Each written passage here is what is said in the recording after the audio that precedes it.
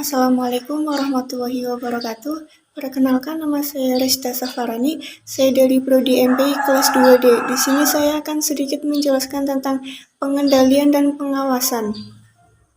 Arti pengawasan. Pengawasan merupakan fungsi manajemen yang sangat berkaitan dengan pencapaian tujuan organisasi, sehingga pengawasan dalam organisasi apapun menjadi mutlak dilakukan. Pengawasan sebagai upaya kontrol birokrasi atau organisasi harus dilakukan dengan baik, karena apabila tidak dilaksanakan dengan baik atau lambat akan mengakibatkan mati atau hancurnya suatu organisasi atau birokrasi itu sendiri. Sebagai salah satu fungsi manajemen, mekanisme pengawasan suatu organisasi memang mutlak diperlukan pelaksanaan suatu rencana dan program tanpa diiringi dengan suatu sistem pengawasan yang intensif dan berkembang jelas dengan mengakibatkan lambatnya atau bahkan tidak tercapainya sasaran dengan tujuan yang telah ditentukan.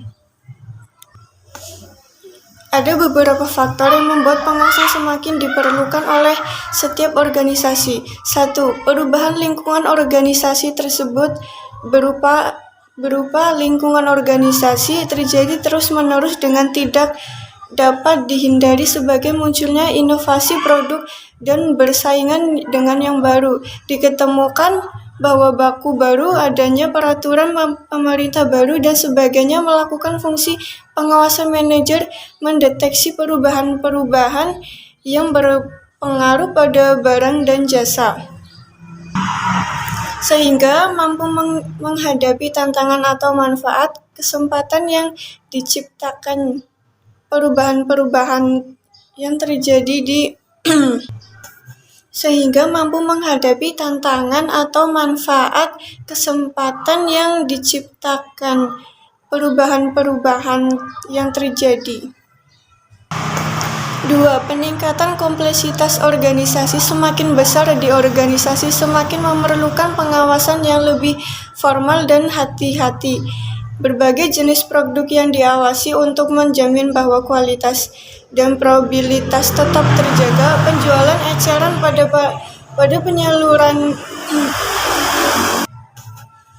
Penjualan eceran pada para penyalur perlu dianalisis dan dicatat secara tepat. Bermacam-macam pasar organisasi luar dan dalam negeri perlu selalu dimonitor.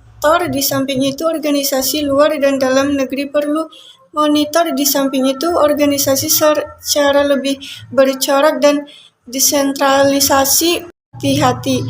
Berbagai jenis produk yang diawasi untuk menjamin bahwa kualitas dan probabilitas tetap terjaga. Penjualan eceran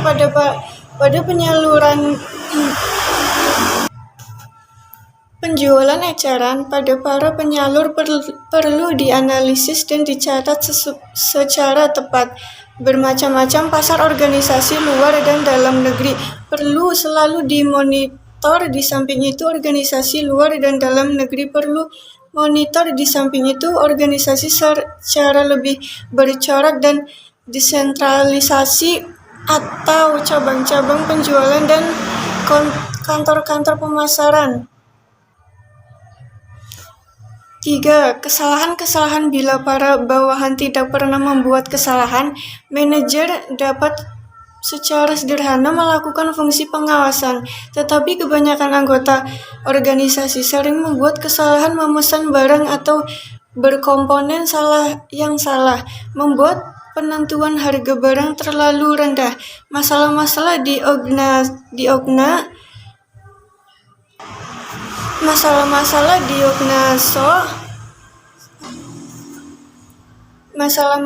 diagnosa secara tidak tepat. Sistem pengawasan memungkinkan manajer mendeteksi kesalahan-kesalahan tersebut sebagai menjadi kritis. Adapun pengendalian atau controlling adalah bagian akhir dari fungsi manajemen. Oleh karena itu, pengendalian adalah proses pemantauan, penilaian, dan pelaporan rencana atau pencapaian tujuan yang telah ditetapkan untuk tindakan perbaikan guna menyempurnakan lebih lanjut. Ciri-ciri pengawasan. Pengawasan harus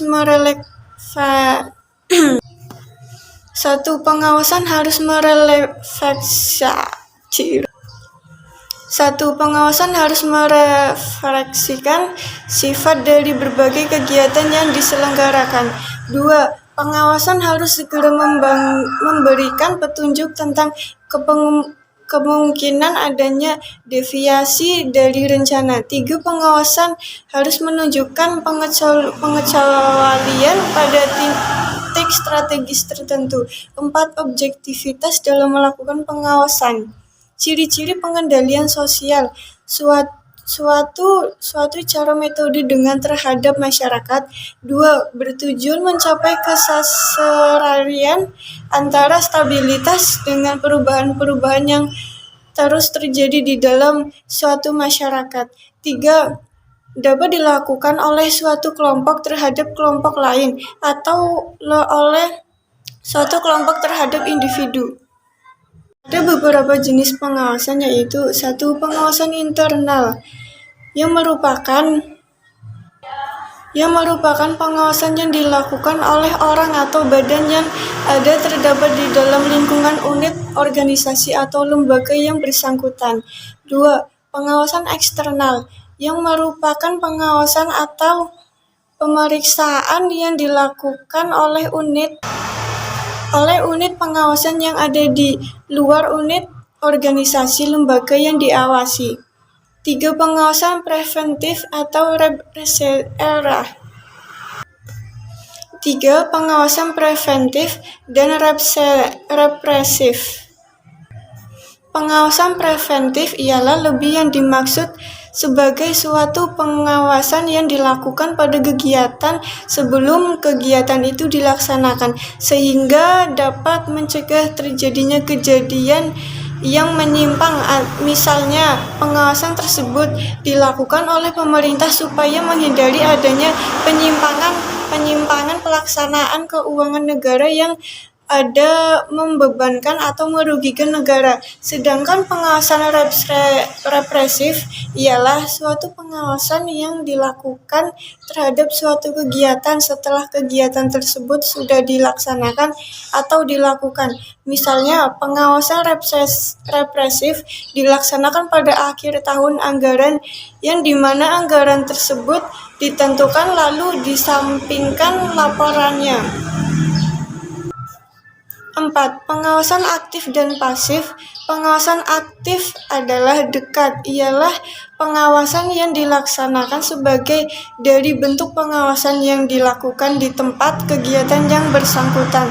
Sedangkan pasif, jauh, ialah suatu pengawasan yang dilakukan, misalnya meneliti serta pengujian terhadap surat-surat atau laporan-laporan bertanggung jawab yang disertai dengan berbagai bukti penerimaan maupun bukti pengeluaran.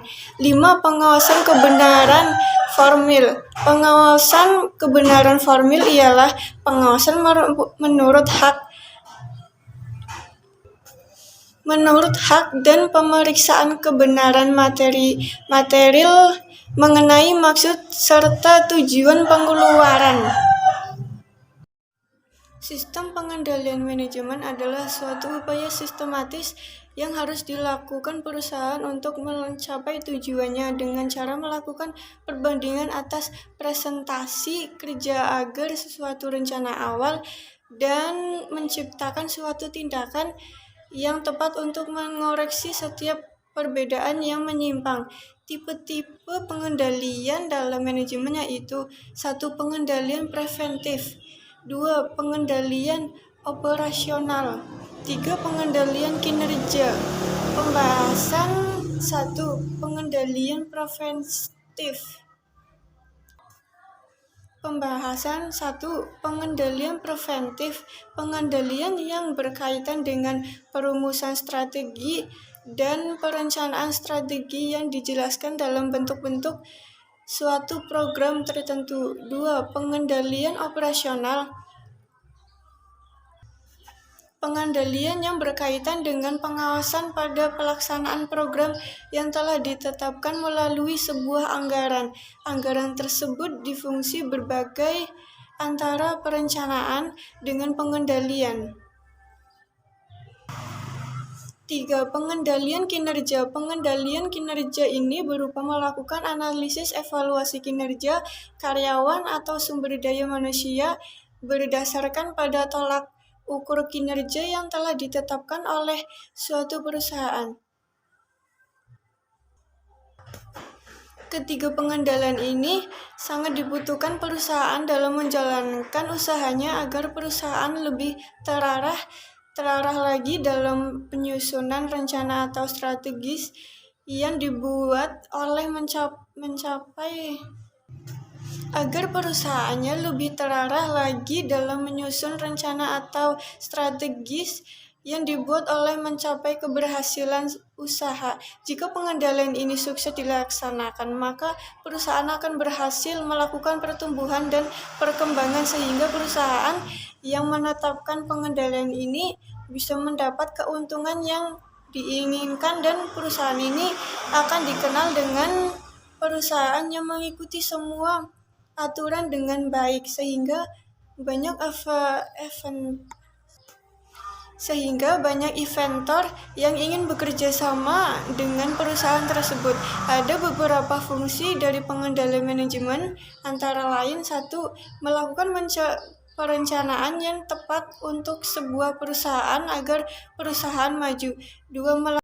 Perusahaan akan berhasil melakukan pertumbuhan dan perkembangan sehingga perusahaan yang menetapkan pengendalian ini bisa mendapat keuntungan yang diinginkan dan perusahaan ini akan dikenal dengan perusahaan yang mengikuti semua aturan dengan baik sehingga banyak inventor yang ingin bekerja sama dengan perusahaan tersebut. Ada beberapa fungsi dari pengendalian manajemen, antara lain 1. Melakukan perencanaan yang tepat untuk sebuah perusahaan agar perusahaan maju. 2. Melakukan koordinasi yang tepat antara bagian setiap karyawan, mengetahui apa yang harus dikerjakan. 3. Melakukan proses komunikasi informasi yang baik agar tidak terjadi kesalahpahaman. 4. Pengendalian sebuah keputusan dalam sebuah masalah. 4. Melakukan motivasi kepada para pekerja yang bekerja di sebuah perusahaan agar memiliki perilaku atau nilai dalam norma yang sesuatu dengan tujuan dari perusahaan tersebut. 6. Mampu mengendalikan sebuah hal yang terjadi